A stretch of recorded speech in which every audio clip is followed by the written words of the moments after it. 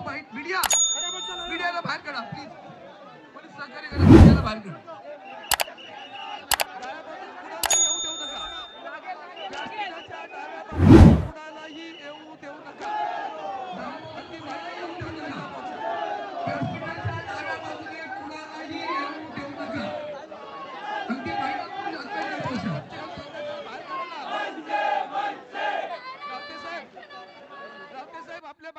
महेश हे बाजूला त्याला बाहेर काढ. हे सगळे हा बघ गळ्यात पट्टा बघ. चला बाहेर व्हा. शिवसेनेच्या स्वयंसेवकांनी पण बाहेर व्हा. चला चला बाहेर. खैरे साहेब आपल्या सोबत कोण आहे त्यांना बाहेर सांगा जायला.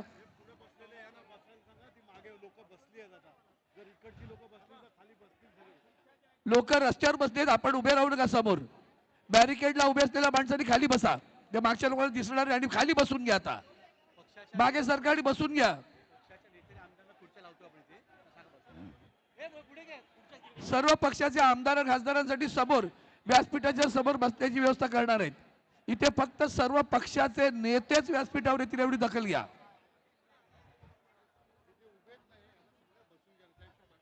मीडिया कॅमेरा समोर जे उभे आहेत त्यांनी बसा खाली. तुम्हाला ग्रीन शर्ट तोंड पुसताय खाली बसा.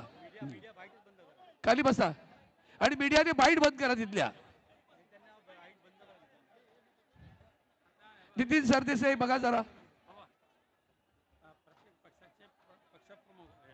कृपया सर्वांना विनंती आहे, सर्वांनी बसून घ्या तरच मागे दिसणार. तुमचे झेंड्यामुळे मध्ये व्यत्यय येणार आहे. तर कृपया सर्वांनी बसून घ्या. जे पुढे असतील कृपया बॅरिकेडच्या इथले जी मंडळी तुम्ही बसून घ्या ना खाली. मागच्यानं दिसणार नाही. तुम्ही बसून घ्या खाली.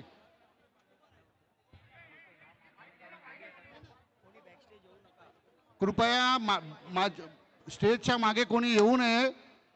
हाय त्या ठिकाणी बसून घ्या. कृपया विनंती आहे सर्वांना. या स्टेजच्या बाजूची मंडळी कृपया व्यासपीठाच्या बाजूचे ओ कार्यकर्ते सर्वांनी मागे व्हा.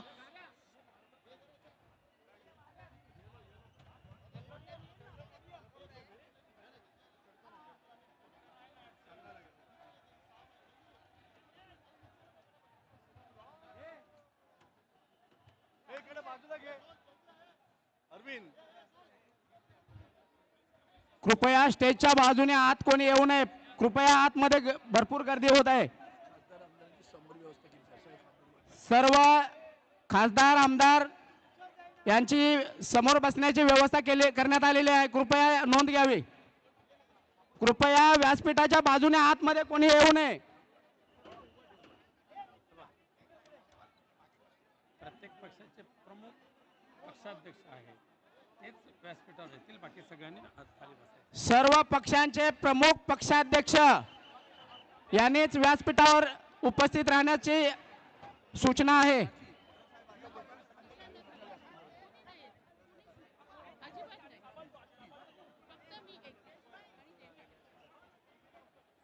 या ठिकाणी प्रमुख नेते उपस्थित होत आहे, आगमन होत आहे. कृपया सर्वांनी शांतता राखा.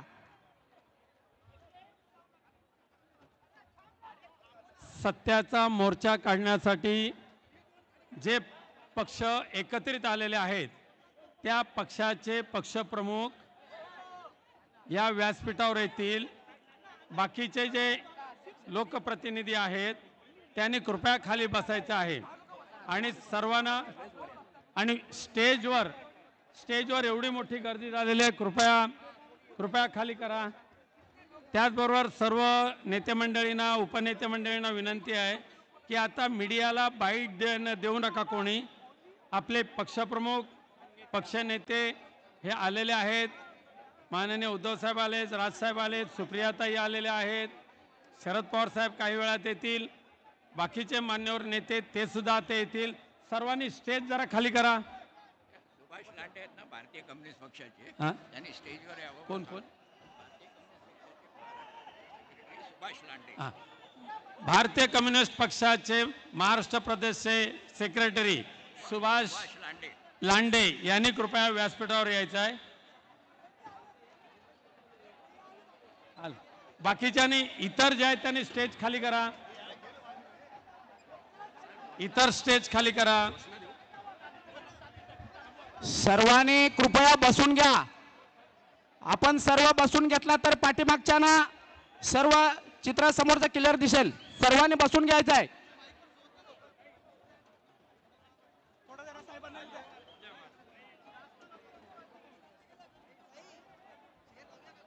व्यासपीठावर माननीय सुप्रियाजी सुळे आहेत, माननीय आदित्यजी ठाकरे आहेत, कम्युनिस्ट भारतीय कम्युनिस्ट पक्षाचे प्रकाश रेड्डी आहेत.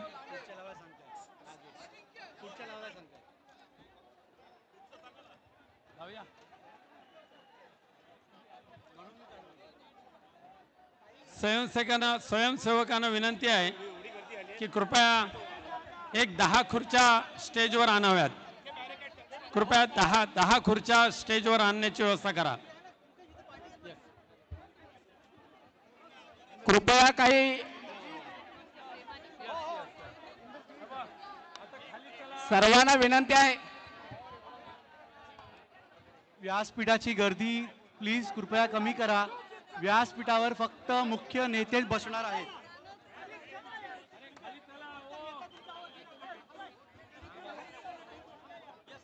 कृपया डी झोन रिकामा करा. डी झोन रिकामा करा.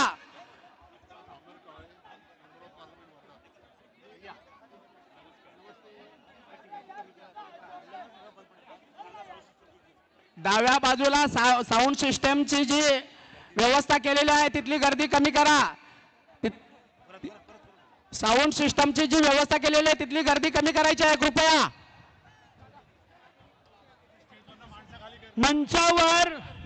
मंचावर सर्व पक्षाचे फक्त प्रमुख नेते सोडून इतरांनी जिल्हाध्यक्ष वगैरे सगळ्यांनी स्टेज रिकामा करा. सगळ्यांना विनंती आहे स्टेज रिकामा करा. कृपया सगळ्या पक्षाच्या सहकाऱ्यांना विनंती आहे. आपण नेते येईपर्यंत अनेकांना भाषणं करायची आहेत, पण ह्या वोट चोरीचा एक उदाहरण म्हणून सुरुवातीला आमदार उत्तम जानकर यांच्या मार्कडवाडीमध्ये वोट चोरी कशी झाली हे बाकीचे नेते स्टेजवर पोहोचेपर्यंत आपण ऐकूया. उत्तम जानकर साहेब, आपण कृपया माईक जवळ यावे. करा सुरू.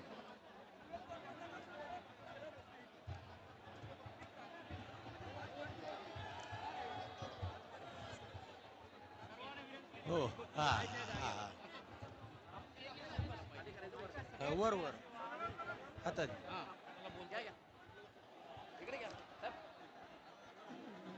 या सत्याच्या मोर्चामध्ये महाराष्ट्राच्या कानाकोपऱ्यातून आलेले सर्वपक्षीय कार्यकर्ते पदाधिकारी सर्वांनी पहिल्यांदा खाली बसून घ्या. महाराष्ट्रामध्ये विधानसभेची निवडणूक झाली आणि विधानसभेच्या निवडणुकीचे निकाल ज्या वेळेला आपण सर्वांनी पाहिले त्यामध्ये माझ्या माळशिरस तालुक्याचाही एक निकाल होता.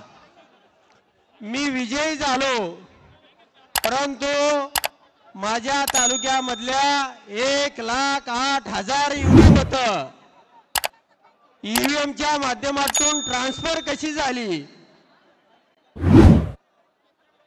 याचा सर्वसामान्य माणसाला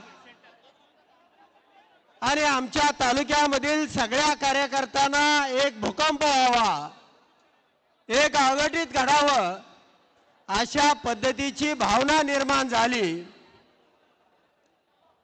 गेल्या अनेक निवडणुकीच्या पराभवानंतर मी विजयी झालो होतो, पण तरी सुद्धा लोकांनी माझा सत्कार करायला येण्याऐवजी आमच्या गावामध्ये अशा घडू शकत नाही अशा पद्धतीच्या सगळ्या भावना व्यक्त केल्या. आणि मग मार्कडवाडीच्या गावानं ठरवलं की आपण बॅलेट पेपरवर मतदान घेऊया. गावामध्ये असं घडू शकत नाही आणि त्या गावाने बॅलेट पेपर छापून आणले, मतपेट्या तयार केल्या आणि मतदानाचा दिवस उजाडला, गावामध्ये बॅनर लावले, सगळ्या उमेदवारांना पाचारण केलं, परंतु त्यावेळी पोलिसांची मोठी फौज त्या गावामध्ये शिरली. सगळ्या गावातील बायका माणसे सगळ्यांना दहशत निर्माण करण्यात आली. माझ्यासह 100 लोकांवरती गुन्हे दाखल करण्यात आले आणि ते मतदान होऊ दिलं नाही हे सगळ्या महाराष्ट्राने पाहिलं. त्यानंतर मी गप्प बसलो नाही. मला 1,21,000 एवढी मतं पडलेली होती. मी निवडून आलेला आमदार होतो, पण त्या ठिकाणी मी 1,75,600 लोकांचं तालुक्यामधल्या प्रतिज्ञापत्र घेतलं आणि मी थेट दिल्लीला गेलो. दिल्लीला गेल्यानंतर इलेक्शन कमिशनला 1,75,000 लोकांचं प्रतिज्ञापत्र दिलं. त्यासोबत माझा राजीनामा दिला आणि याची आम्हाला सत्यता द्या, याचा आम्हाला प्रमाण द्या. आमच्या तालुक्यामध्ये बॅलेट पेपरवरती निवडणुका घ्या.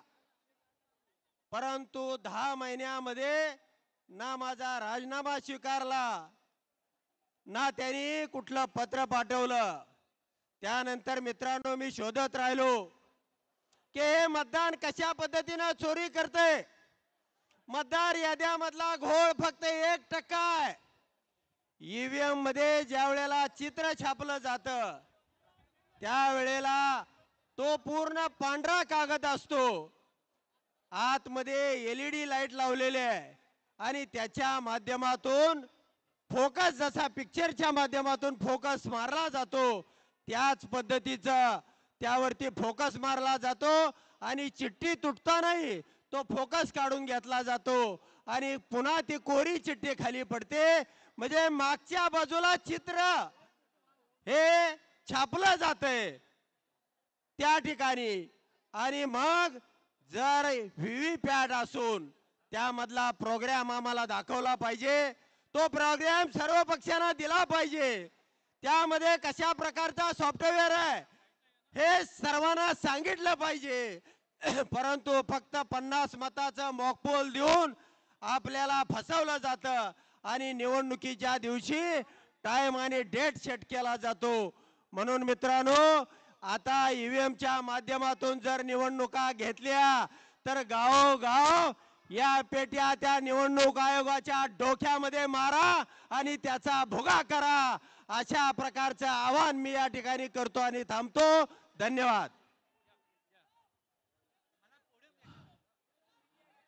आपला महाविकास आघाडीचा महामोर्चा, या ऐतिहासिक मोर्चाला साक्ष म्हणून उपस्थित असलेला संतप्त बांधवांनो, भगिनींनो, मातांनो, आता सभेला सुरुवात झाली. काही क्षणात माननीय राजसाहेब, माननीय उद्धव साहेब, माननीय शरद पवार साहेब मंचावर येतील. मी आता विनंती करतो की कम्युनिस्ट पक्षाचे माननीय मिलिंद रानडे यांनी या सभेला संबोधित करावं.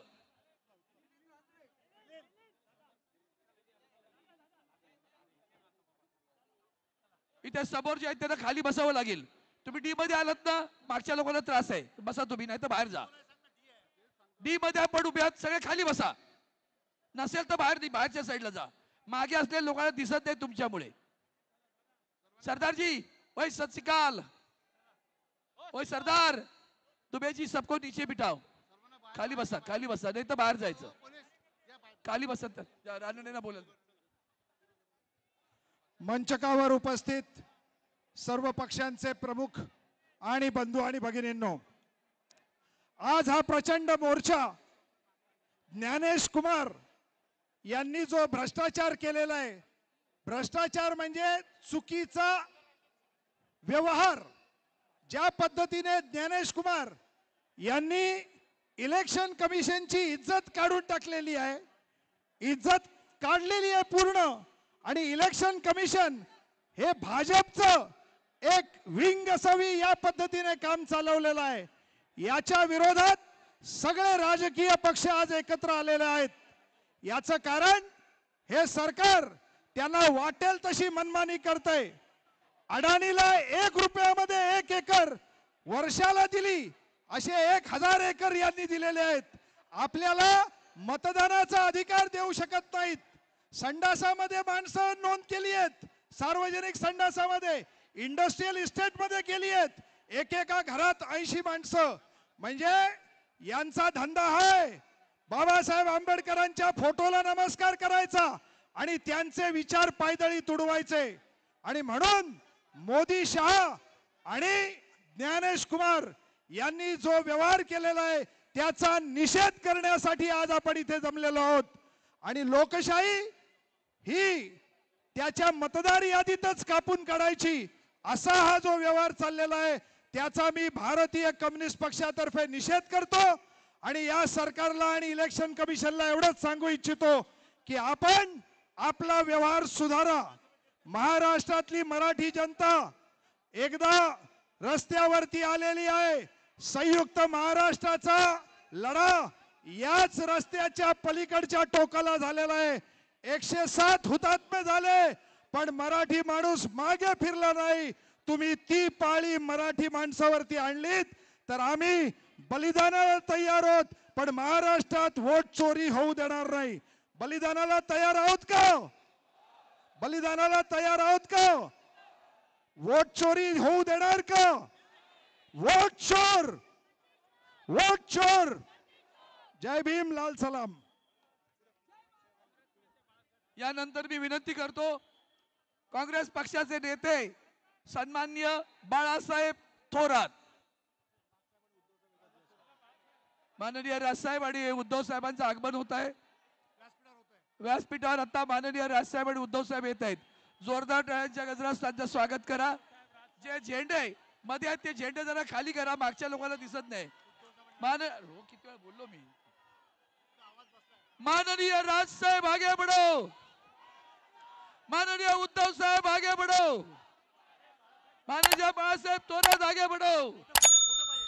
बाळासाहेब थोरात साहेब, बाळासाहेब थोरात आपण संबोधित करा.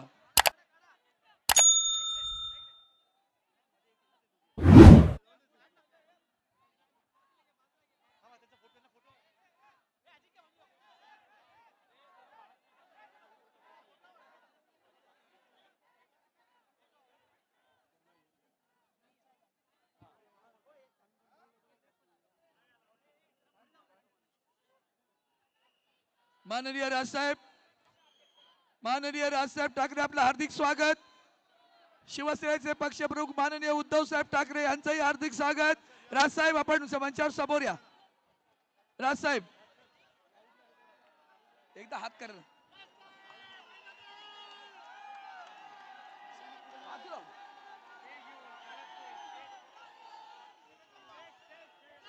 बाळासाहेब थोरात, जयंत, सुप्रिया सुळे, जयंत, सुप्रियाताई सुळे, जयंत पाटील रेड्डी. आणि स्टेजवरची जरा गर्दी कमी करा. सुप्रियाताई सावकाश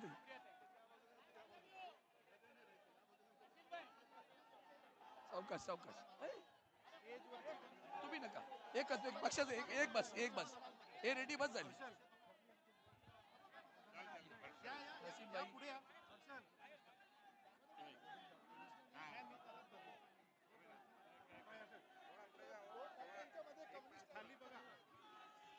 जयंत पाटील शेकअपचे घ्या, मग मला घ्या. कमी करायचे. माननीय बाळासाहेब थोरातांना विनंती करतो की आपण संबोधित करावं. चांगलं होईल पुढे मग.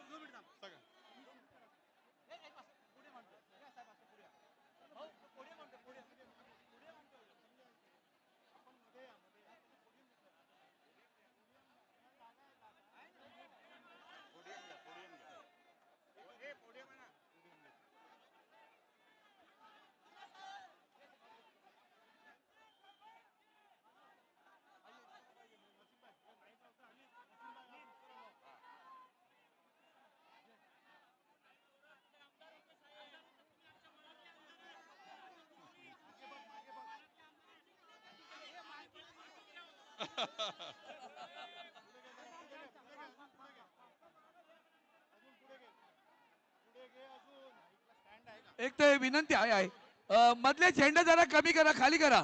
मधले झेंडे मेट्रो पर्यंत लोक बसली आहेत, त्यांना दिसलं पाहिजे. मध्ये जे झेंडे आहेत त्यांनी खाली करा, या बसले लोकांना.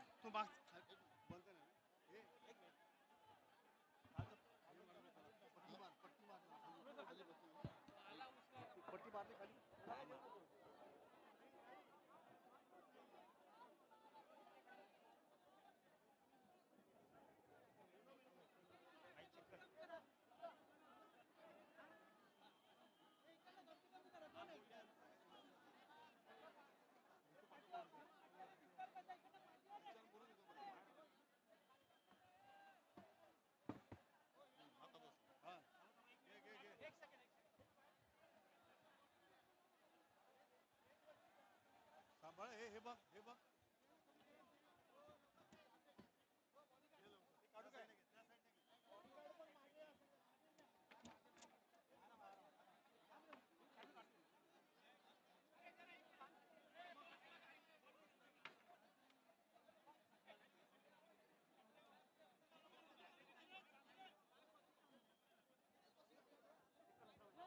भाई चेक वन.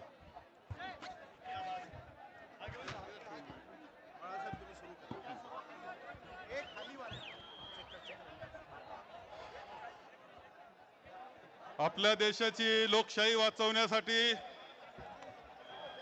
आपल्या देशाची राज्यघटना वाचवण्यासाठी आजचा हा लाखोच्या जनसमुदाय सत्याचा मोर्चा येथे आलेला आहे. यासाठी आपल्यामध्ये उपस्थित असलेले आदरणीय नेते शरदचंद्रजी पवार साहेब, सन्मान्य माजी मुख्यमंत्री उद्धवजी ठाकरे, मनसेचे नेते राजसाहेब ठाकरे,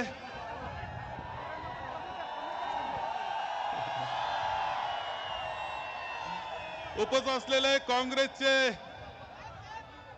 विधिमंडळ काँग्रेसचे नेते विजय वडेट्टीवारजी,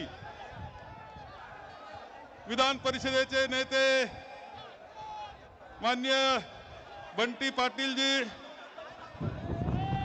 नसीम खानजी, भाई जगतापजी आणि मित्र पक्षांचे सर्व नेते मंडळी आणि सर्व उपस्थित बंधू आणि भगिनी, आज हा अभूतपूर्व मोर्चा आहे. अभूतपूर्व मोर्चा आहे. हा केवळ निवडणूक आयोगावर असं समजण्याचं कारण नाही. हा मोर्चा केंद्रीय निवडणूक आयोग, राज्याचा निवडणूक आयोग आणि जे जे त्या निवडणूक आयोगाला चालवणाऱ्या सत्ता आहेत त्यांच्यावर हा मोर्चा आहे. आदरणीय राहुलजी गांधी यांनी दाखवून दिलं की देशाच्या निवडणुका वोट चोरीमधून होत आहेत. केंद्रीय निवडणूक आयोग, खरं म्हणजे राहुलजी गांधी हे देशाचे विरोधी पक्ष नेते आहेत. त्यांनी मुद्दा उपस्थित केल्यानंतर केंद्रीय निवडणूक आयोगानं जे उत्तर दिलं ते थातूर मातूर उत्तर दिलं. केंद्रीय निवडणूक आयोगाचं उत्तर इतिहासातलं सगळ्यात बोगस उत्तर म्हणून नोंदलं जाईल. त्यांनी खुलासा केला नाही, चौकशी केली नाही आणि त्यावेळेस हेही लक्षात आलं की महाराष्ट्रातल्या विधानसभेच्या निवडणुका सुद्धा अशाच बोगस पद्धतीनं बोगस मतदार यादीवर झालेल्या आहेत. आणि म्हणून आम्ही निवडणूक आयोगाकडे गेलो. त्यांना म्हटलं की जी मतदार यादी तुम्ही विधानसभेच्या वेळेस वापरली ती आता स्थानिक स्वराज्य संस्थेला तुम्ही वापर करू नका. स्थानिक स्वराज्य संस्थेला या निवडणूक मतदार यादीचा वापर करू नका. जी विधानसभेची मतदार यादी होती तिच्यामध्ये कोणताही हरकतीवर निर्णय न घेता त्यांनी 1 जुलैला ती राज्य निवडणूक आयोगाच्या ताब्यात ती यादी देण्यात आली. आम्ही दोन्ही निवडणूक आयोगांना भेटलो.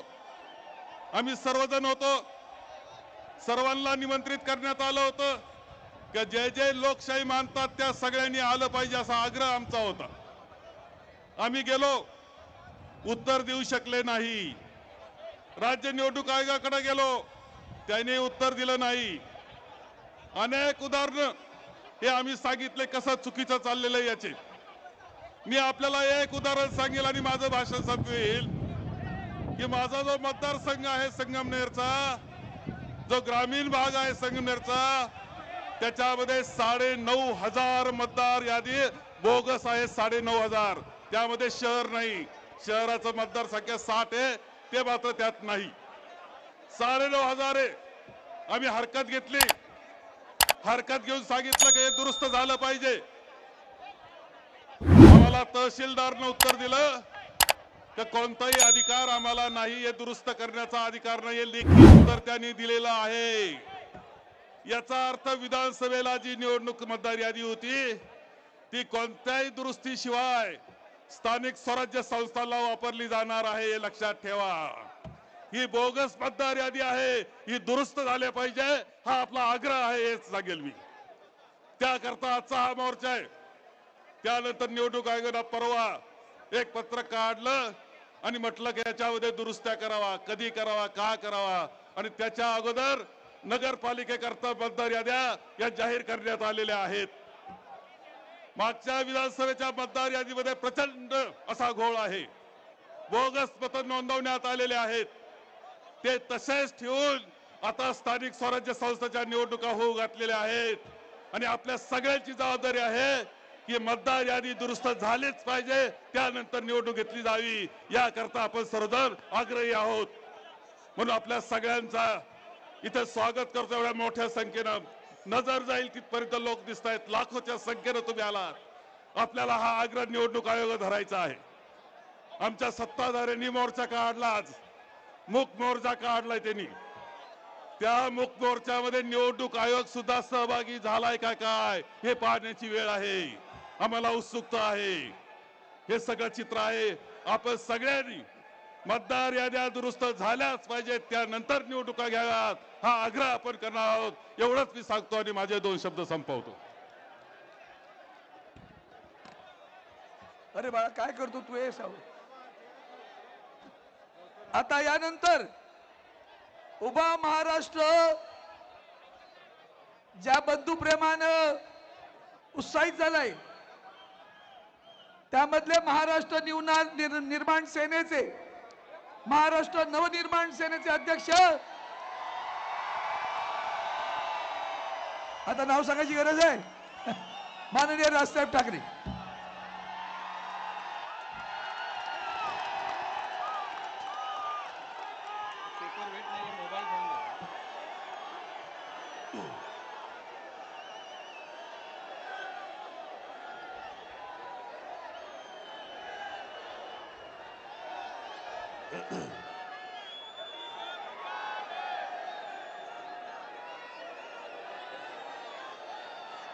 सन्माननीय शरद पवार साहेब, सन्माननीय श्री उद्धव ठाकरे जी,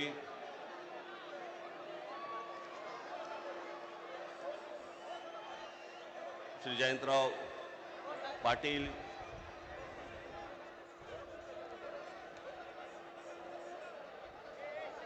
दुसरे पण जयंतराव पाटील, इथे 2 नावाचे दुबार बसलेले आहेत. इतर सर्व सन्माननीय आणि माझ्या सर्व जमलेल्या मतदार बांधवांनो, भगिनींनो आणि मातांनो,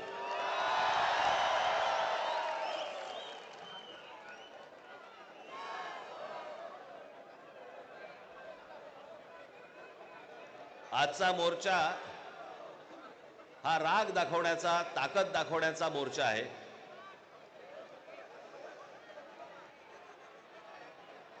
मतदारांना, ए बाबा तो ड्रोन आहे ना, ड्रोन थोडं डोक्यावर आणि माझ्या वारा पडत होता.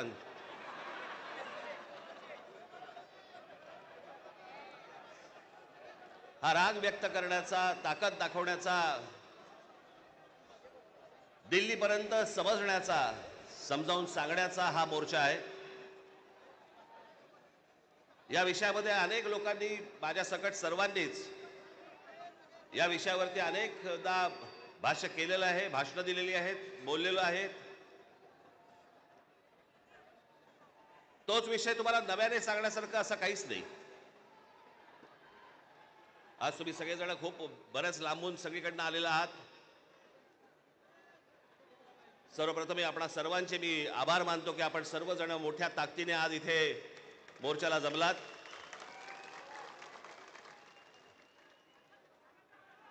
खरं तर छोटे विषय आहेत, काही फार मोठा विषय नाही हा.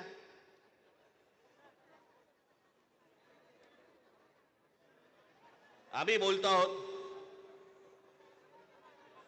उद्धव ठाकरे बोलतायत, शरद पवार साहेब बोलतायत की याच्यामध्ये दुबार मतदार आहेत. शेतकरी कामगार पक्ष बोलतोय, कम्युनिस्ट पार्टीचे लोक बोलतायत, काँग्रेसचे लोक बोलतायत, सगळेच जण बोलतायत. एवढंच नव्हे, भारतीय जनता पक्षाचे पण लोक बोलतायत की दुबार मतदार आहेत. शिंदेचे लोक बोलतायत दुबार मतदार आहेत. अजित पवारांचे लोक म्हणतायत दुबार मतदार आहेत. अरे मग अडवलंय कोणी? मग हा निवडणूक घेण्याची घाई का करतात? साधी गोष्ट आहे, मतदार याद्या साफ करा आणि मतदार याद्या साफ केल्यानंतर त्या पूर्ण पारदर्शक केल्यावरती मग जेव्हा निवडणुका होतील त्याच्यानंतर यश कोणाचं, अपयश कोणाचं, सगळ्या गोष्टी मान्य. पण सगळं लपून लपून लपून छपून जे चालू आहे ते कशासाठी? पण मी आज 2-3च गोष्टी तुम्हाला आज दाखवण्यासाठी इथे आणलेल्या आहेत.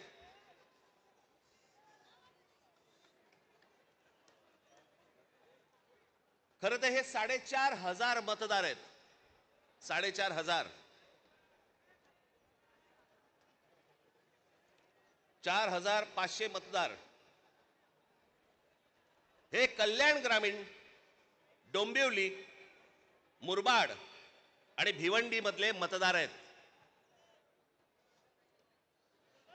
या इकडच्या मतदारांनी इथल्या मुंबईच्या मलबार हिल मतदारसंघामध्ये देखील मतदान केलेलं आहे.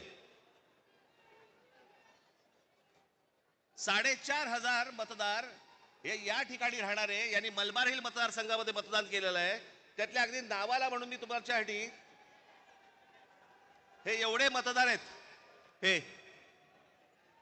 एवढ्या लोकांनी हे तिथे राहत आहेत, तिथेही मतदान केलं आणि मलबार हिल मध्ये देखील मतदान केलं. ह्याच्यातली म्हणून मी आता जस्ट फक्त 3 नावं आणली. प्रभाकर तुकाराम पाटील, राम महादू भोईर आणि गजानन पुंडलिक भोईर ही त्यांची मतदार यादी आहे. या मतदार यादीमध्ये त्यांनी त्या मतदारसंघांमध्ये देखील मतदान केलेलं आहे आणि मलबार हिल मतदारसंघामध्ये देखील मतदान केलेलं आहे. असे लाखो लोक आहेत महाराष्ट्रभर की जे या मतदानासाठी म्हणून वापरले गेले.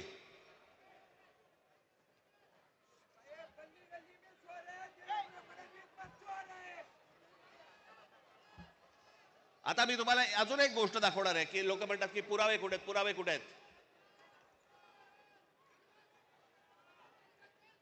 मुंबई हे लोकसभा मतदारसंघ म्हणजे मी तुम्हाला आता जुलै पर्यंतची यादी वाचून दाखवतोय. जुलै पर्यंतची. 1 जुलैला त्यांनी यादी बंद केली.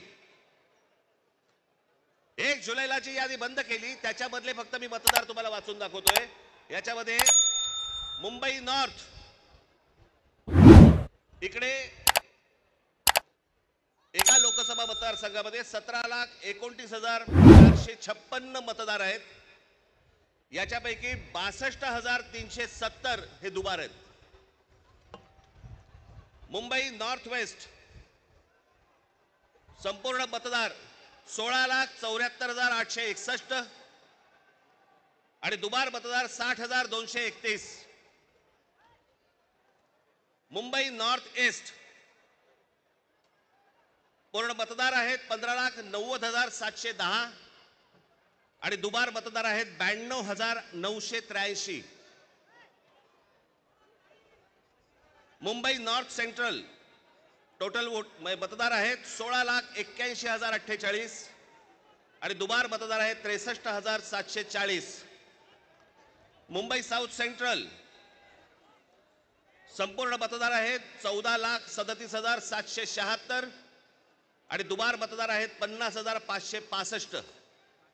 मुंबई साऊथ मतदार आहेत, हे आत्ताची यादी सांगतोय तुम्हाला, जुलैपर्यंतची, 1 जुलैपर्यंतची 15,15,15,993 आणि दुबार मतदार आहेत 55,205. नाशिक लोकसभा मतदार आहेत 19,34,349 आणि दुबार मतदार आहेत 99,673. मावळ लोकसभा संपूर्ण मतदार आहेत 19,85,172 आणि दुबार मतदार आहेत 1,45,636 एवढे दुबार मतदार आहेत. पुणे लोकसभा 17,12,242 दुबार मतदार आता आहेत तिकडे 1,02,002.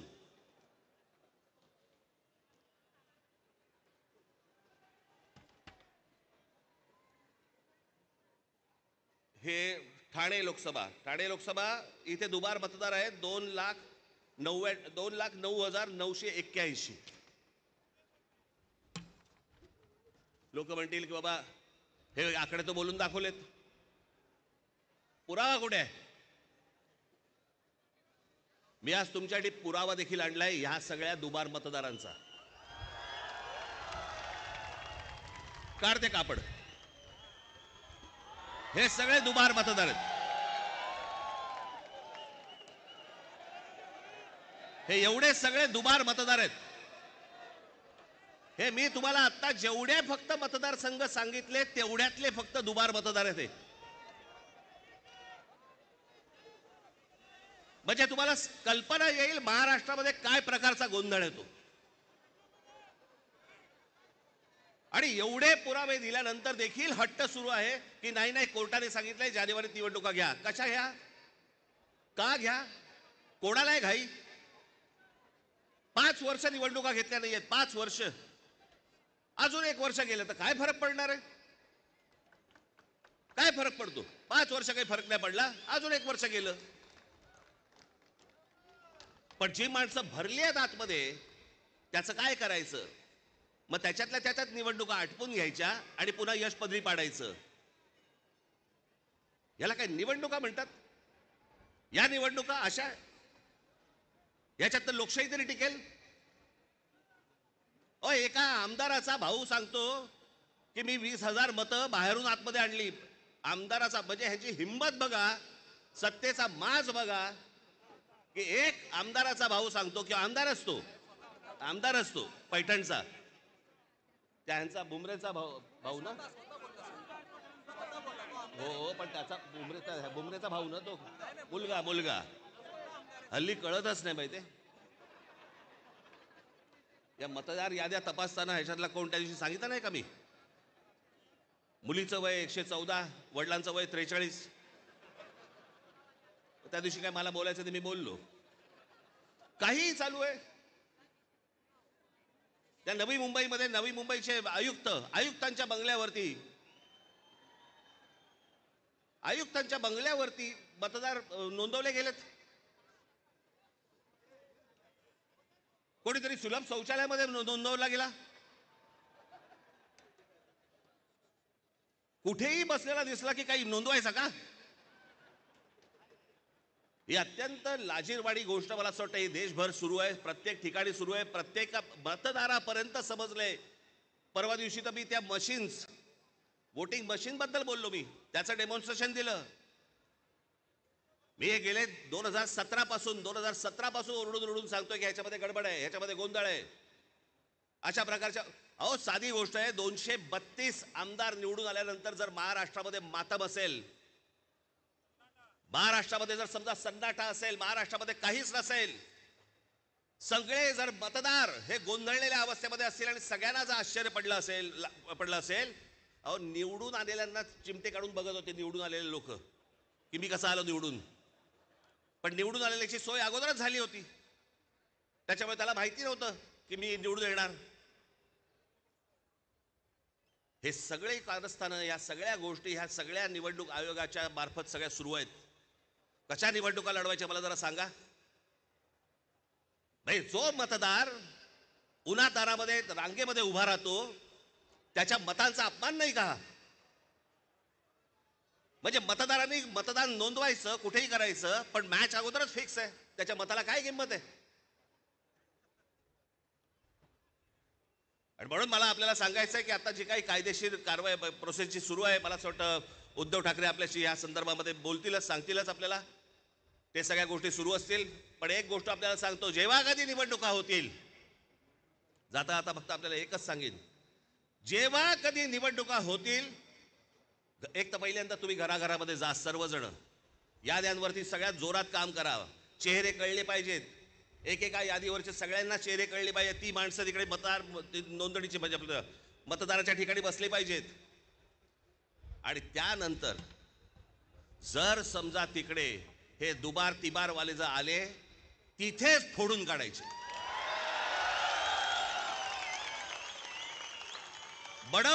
बडवायचे आणि मग पोलिसांच्या हातात द्यायचे. त्याशिवाय हे वटणीवरती येणार नाही, त्याशिवाय हा महाराष्ट्रामधला जो चाललेला कारभार आहे हा वटणीवरती येणार नाही. आज आपण सगळेजण इतक्या मोठ्या संख्येने इकडे सगळेजण आलात, मी आपल्या सर्वांचे मी आभार मानतो आणि आपली सर्वांची रजा घेतो. धन्यवाद. जय हिंद, जय महाराष्ट्र.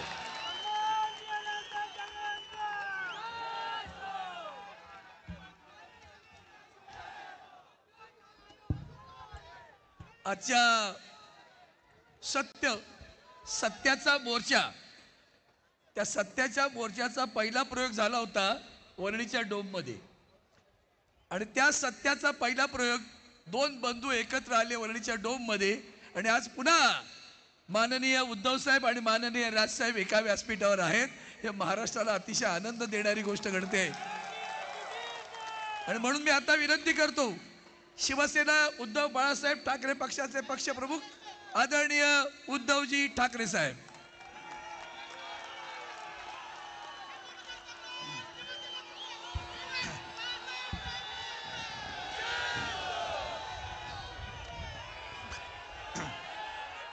व्यासपीठावरील सर्वच मान्यवर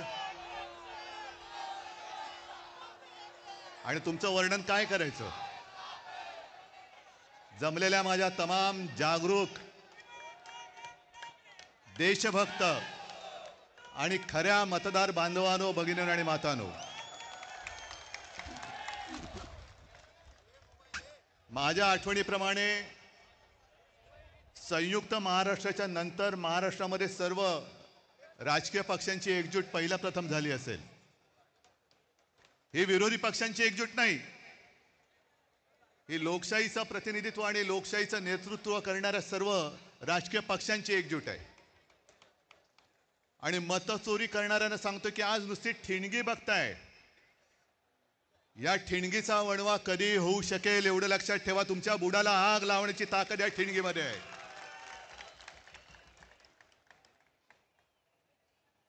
मध्यंतरी एक मी शब्द वापरला, तो गाजला. कोणता शब्द तुम्हाला कळेल? शोलेमध्ये एक डायलॉग आहे, दूर गांव में जब आधी रात बच्चा रोता है तो माँ कहती है सो जा नहीं तो. तसं आज तुम्हाला सांगतोय की आता जागे झाल्यात, जागे राहा, नाहीतर ॲनाकोंडा आ जाएगा. या ॲनाकोंडाला आता आपल्याला कोंडावंच लागेल, कारण नाहीतर सुधारणार नाहीत. मला एका गोष्टीचं आश्चर्य वाटतं की एवढ्या सगळ्या धडधडीत पुरावे, आज राजनीती किती डोंगरच आहे तो, रोज कुठून कुठून तरी पुरावे येत आहेत, तरी सुद्धा आपले राज्यकर्ते आणि निवडणूक गरजा हिंदुस्तान चॅनलला सबस्क्राईब करा आणि ताज्या घडामोडी जाणून घेण्यासाठी बेल आयकॉनवर प्रेस करा.